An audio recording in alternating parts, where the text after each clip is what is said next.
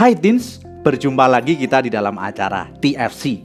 Kali ini kita akan menyimak tulisan dari Pendeta Helen Aramada Setioputri dalam buku renungan Teens for Christ, judulnya Harta dalam Bejana. Bersama saya, Priya Utomo.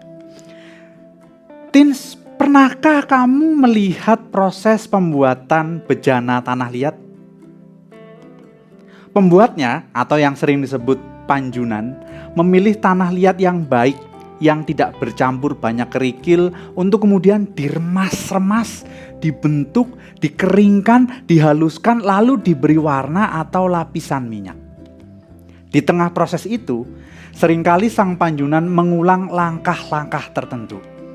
Misalnya, ketika ia menjumpai tekstur tanah liat yang belum seperti apa yang diharapkannya, ia akan mengulang meremas-remas tanah liat itu.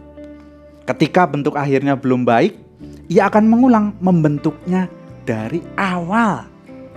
Sebuah proses yang panjang, bukan? Setelah proses itu pun, bejana tanah liat tetaplah sebuah benda yang rapuh.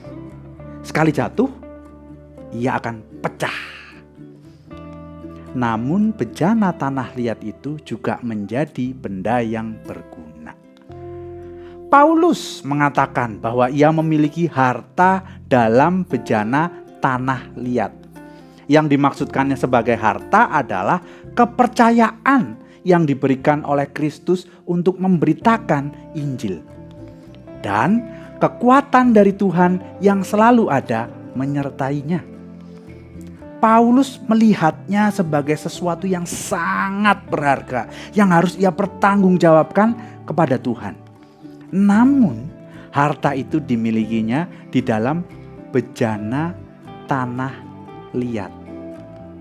Bejana itu menggambarkan diri Paulus yang rapuh dan mudah pecah, meskipun telah melewati proses pembentukan oleh Tuhan.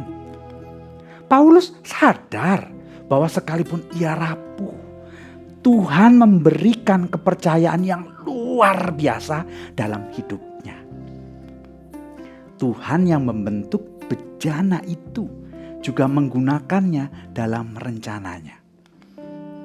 Teens, kalau kita punya kelemahan tertentu, tidak berarti hidup kita tak berguna. Kita pun seperti Paulus yang rapuh itu, tetapi bisa dipakai Tuhan dalam rencananya. Tuhan mempercayakan harta yang mahal, yaitu firman Allah dalam hidup kita yang rapuh.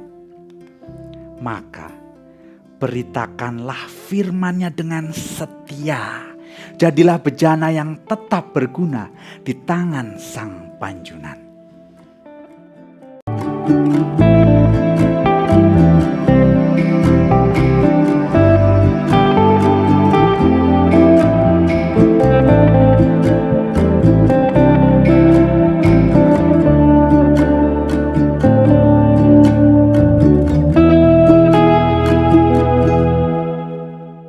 Sahabat, mari dukung pelayanan dan pekabaran Injil melalui YKB dengan membagikan link acara ini kepada sebanyak mungkin orang.